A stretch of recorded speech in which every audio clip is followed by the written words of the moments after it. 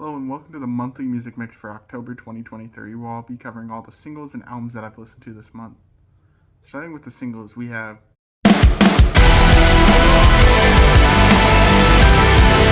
DArkside by Bring Me the Horizon. DArkside is the latest single by Bring Me the Horizon, and I think it's pretty solid. The song immediately does the right thing and avoids some of the more cringe elements that the previous songs have had in their lyrics, and goes for a more straightforward approach. The chorus of this track is pretty catchy in my opinion, and while the song doesn't really try anything new, I think overall it is a pretty solid listen. Overall, I am giving this song a high 8 out of 10.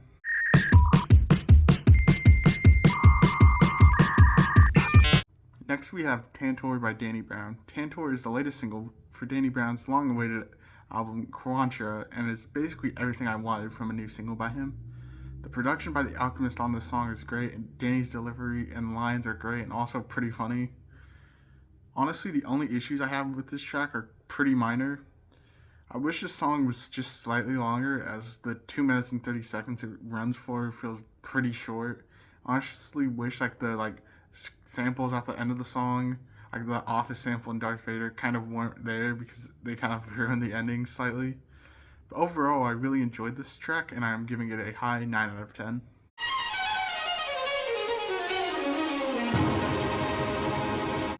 Next, we have Dancer by Idols, featuring LCD Soundsystem. Dancer is the first single for the latest album by Idols, known as Tank. As a first introduction to the project, this is an amazing start.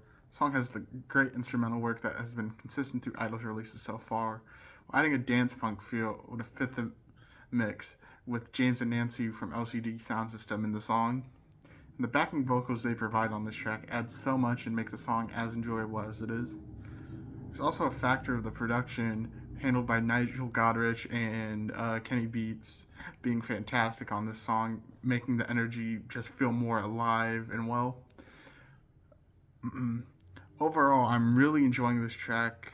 I have it constantly on repeat, and I'm giving it my first 10 out of 10 for this year.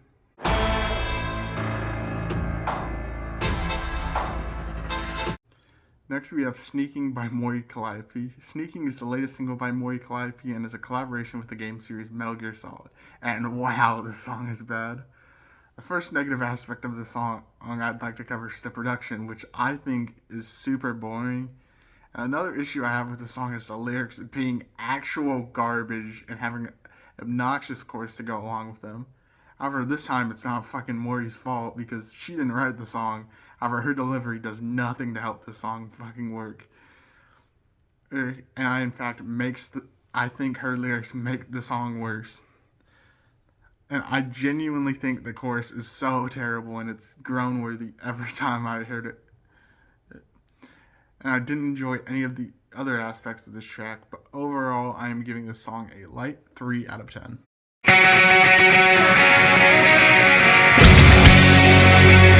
Next we have The American Dream is Killing Me by Green Day. The American Dream is Killing Me is the first single from the latest Green Day album, and it's more interesting than everything on their last album, Father of All. Honestly, this song kind of reinforces the thought that many had, including myself, that maybe Father of All was just an attempt to leave their record deal, because this song basically picks up where Revolution Radio left off, with some pretty solid politically focused Green Day.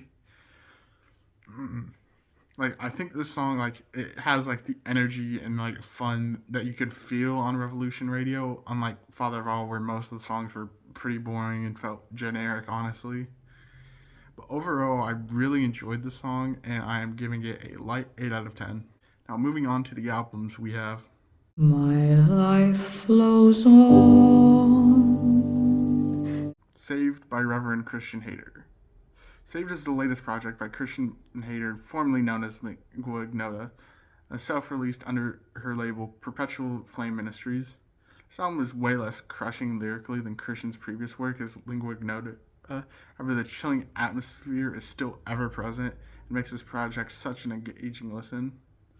There are so many moments, such as the closer, which is my favorite track on this album, where the vocals are really beautiful, and right underneath them there's something dark and sinister underneath, on the closer, for example.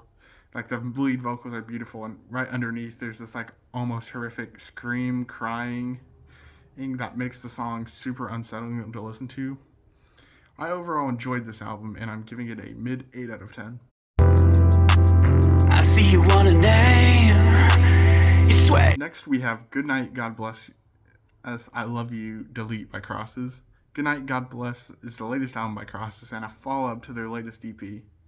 So the album basically follows in the footsteps of that EP, just with more put into it on the production end.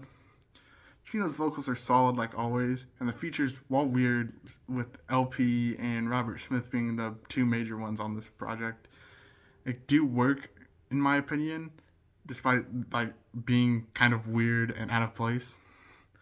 Overall, I thought this project was enjoyable, and I'm giving it a light 8 out of 10.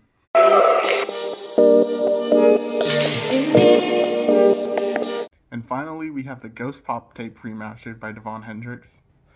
I'm not going to give this album a real formal review, as it's basically a remaster of an album that's already came out like a while ago, like over a decade ago, at least. I can't remember the date it released off the top of my head, and I don't really feel like mentioning both versions, but honestly, this is a pretty good album, and that the remaster kind of loses what made the original great with a better mix. And I think both versions are 9 out of 10s.